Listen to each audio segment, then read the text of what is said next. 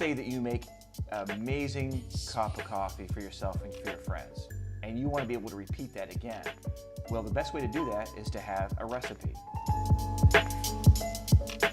A coffee-water ratio is how you can keep that great tasting coffee consistent. I use generally a 17-to-1 ratio of coffee-water. If I have 20 grams of coffee, times that by 17, I'm going to need 340 milliliters of water.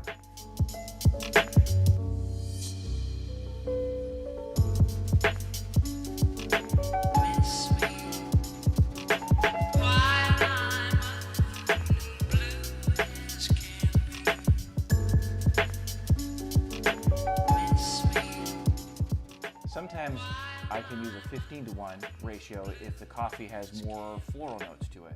But if you're just starting on pour-over coffee, start with simple. 20 grams of coffee, 340 milliliters of water for a 17-to-1 ratio. And that is calculated by a little scale. This was $10 off Amazon, roughly.